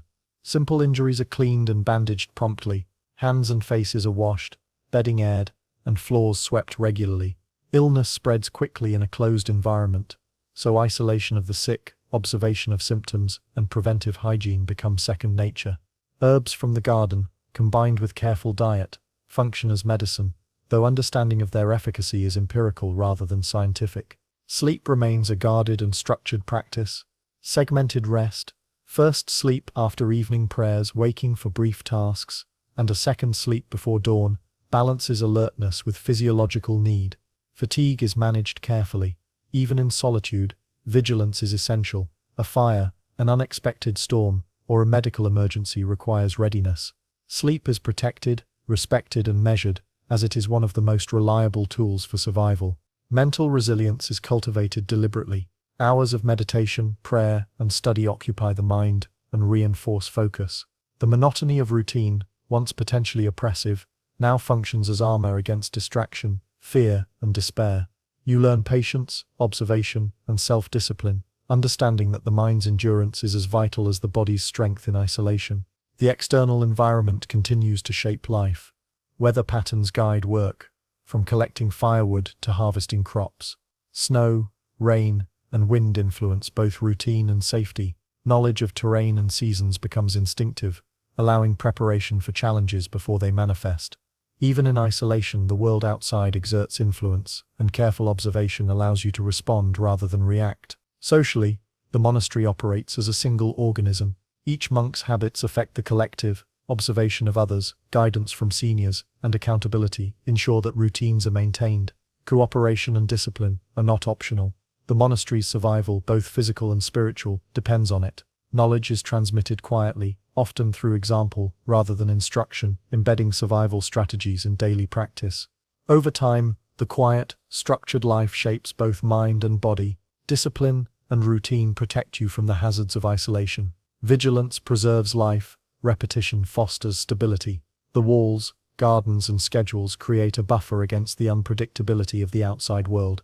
Yet the lessons of attentiveness, observation, and care are internalized, becoming instinctual. As evening settles over the mountains or forest, and candlelight flickers across stone walls, you may reflect on the paradox of this life, that isolation, intended to protect, also demands constant mental and physical diligence, that survival is achieved not through adventure or heroics, but through patience, observation, and careful mastery of the mundane, and that the quiet endurance you cultivate here may outlast the threats of the external world, shaping not only how you live, but how you perceive the very nature of safety and resilience.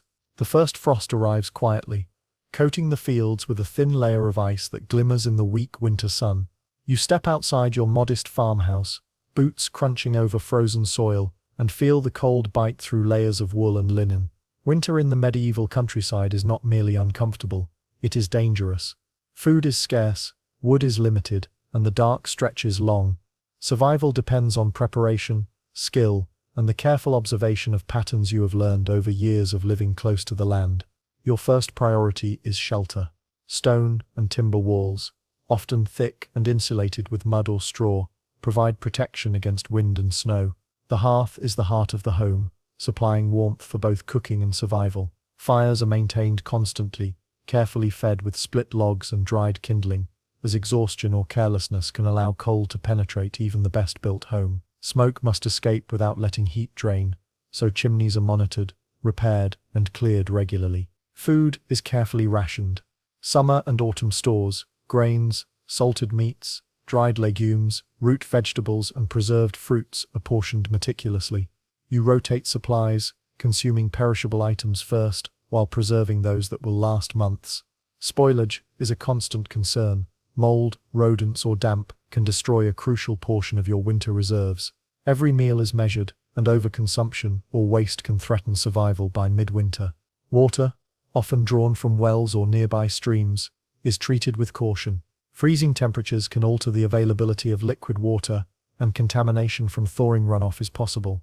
You monitor your sources daily, ice is broken carefully, and storage vessels are covered to prevent snow or debris from contaminating the supply. Clean water is as critical as food. Daily routines are adjusted to conserve energy while maintaining productivity. You tend animals in barns or pens, ensuring that livestock survive the cold. Feeding, watering, and cleaning are essential.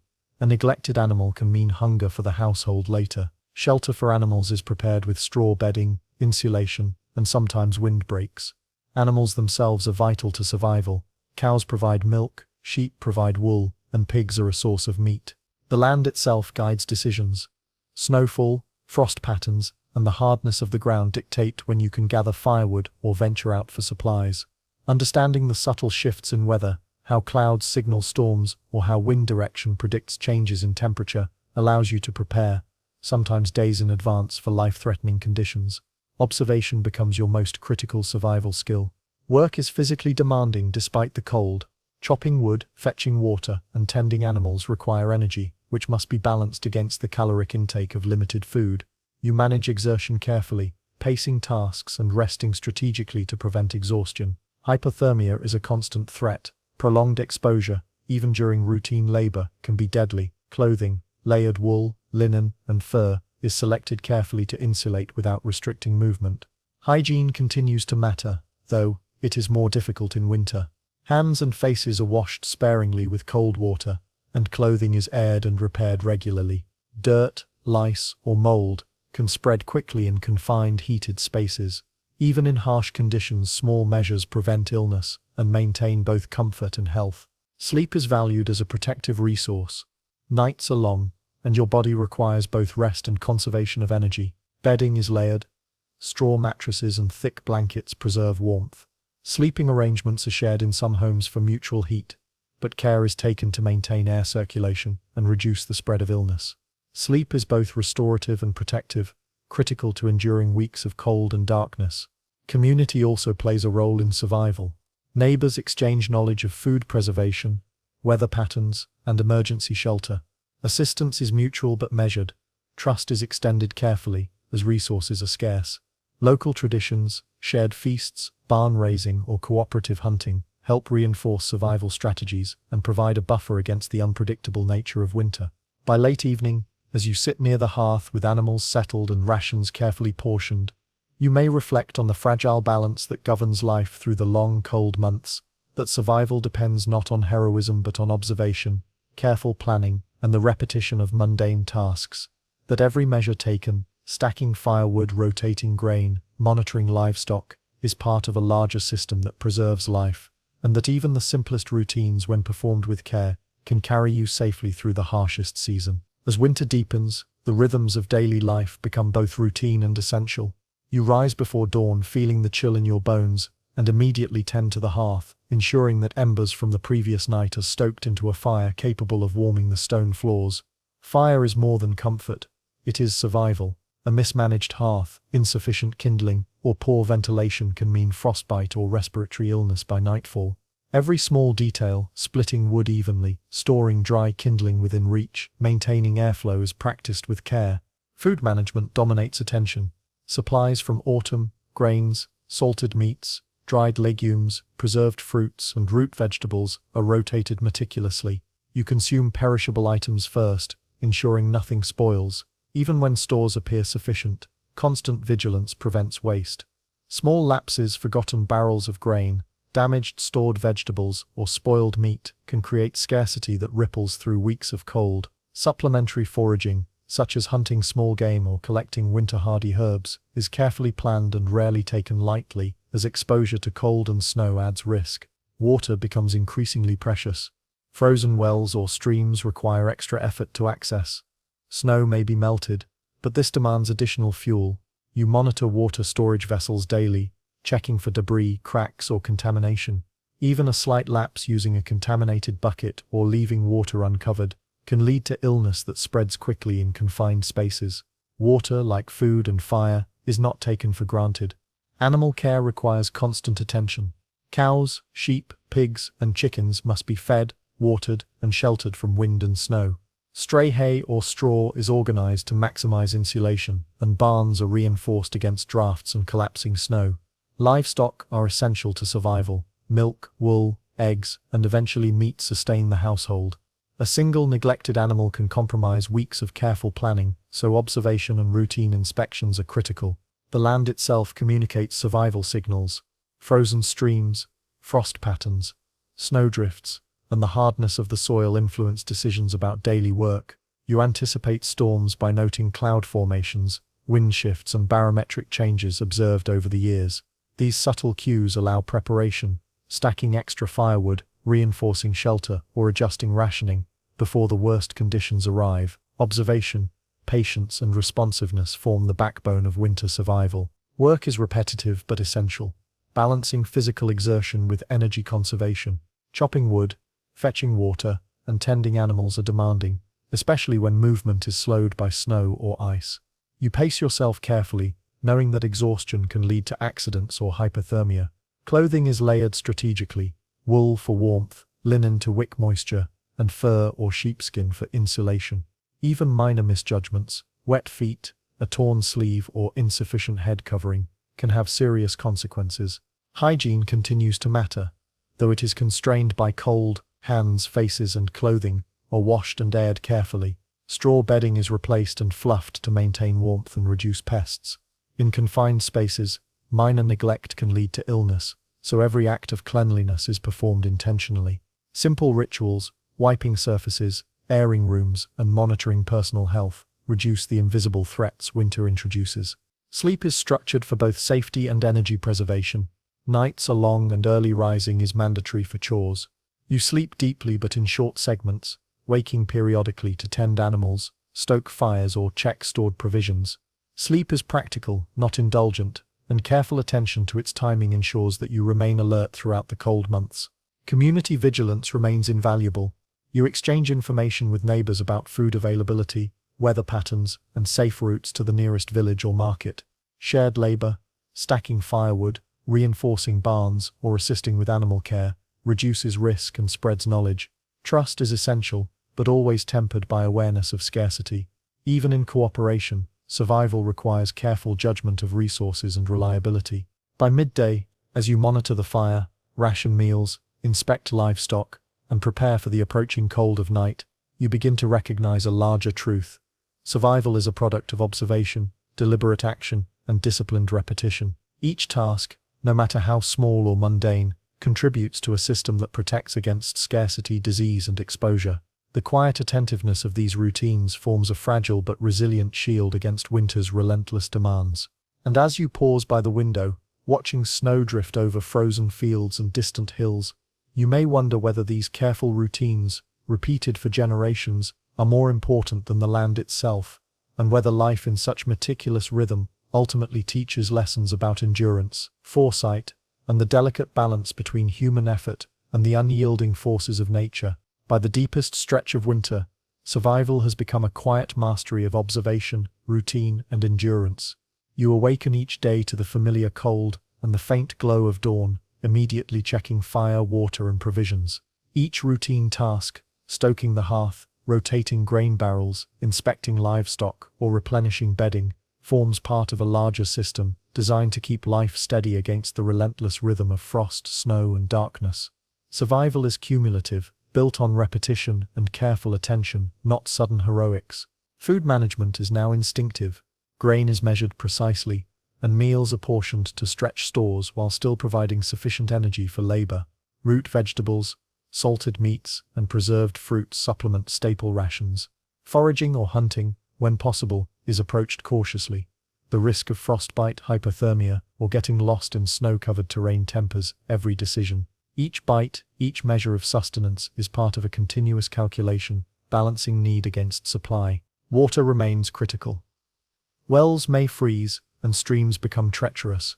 You melt snow over the hearth, collect runoff carefully, and constantly monitor quality. Contamination, even slight, could provoke illness that spreads quickly in a household confined by cold. Attention to small details, covering containers, checking clarity, rotating barrels is essential. Survival is as much about managing what is invisible as what is tangible. Animals, too, demand constant vigilance. You tend cows, sheep, pigs, and chickens daily, ensuring they are fed, warm, and safe from predators. Straw and hay are rotated and supplemented to maintain insulation. Observation of subtle signs, changes in appetite, behavior, or posture can indicate early illness or stress. The well-being of livestock directly affects human survival. A sick animal threatens not only food supply, but warmth and labor capacity. Physical labor continues despite the cold. Splitting firewood, carrying water, tending animals, and repairing shelters require careful pacing to avoid exhaustion. Clothing is layered strategically, balancing warmth, mobility, and protection against dampness. Even minor miscalculations, wet boots, inadequate gloves, or insufficient head covering, can reduce efficiency and increase risk of frostbite. Labor is relentless but measured. Each action has consequences that ripple through the day and night.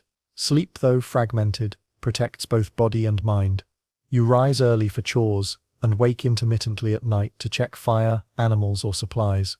Short, restorative periods of rest are critical for maintaining alertness, managing fatigue, and sustaining labor through weeks of low temperatures and long darkness. Survival depends on maintaining this balance between rest and vigilance. Community practices remain essential. Neighbors share knowledge of weather patterns, forage availability, and safe travel routes. Cooperative labor, reinforcing barns, stacking firewood, or assisting with livestock, reduces the risk posed by winter's harshness. Trust is extended carefully, resources are finite, and shared effort is as much about mutual survival as social obligation. Even in solitude, your actions are part of a larger network of vigilance and cooperation. Mental resilience is sharpened by routine. The repetition of labor, prayer, observation, and care provides structure and stability, counteracting anxiety and discouragement. Monotony becomes protective, anchoring thought and preserving judgment. Observation, patience, and quiet discipline allow you to navigate challenges that might otherwise overwhelm body and mind. By late afternoon, as the pale sun sinks behind snow-covered hills and the hearth casts long shadows across the farmhouse, you begin to recognize the paradox of winter survival, that the harshest conditions demand the quietest virtues.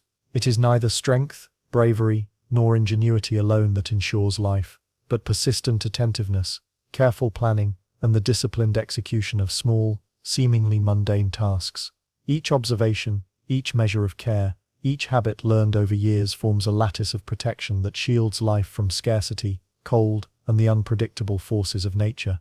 And as night settles fully, with snow drifting silently against window panes and the animals resting in their insulated pens, you may reflect on the enduring lesson that survival in the medieval countryside was not a matter of heroism, but of meticulous routine, observation, and patient endurance, and that these small acts, repeated daily, could carry a household safely through the bitterest winter months, leaving life intact for the spring that would inevitably follow.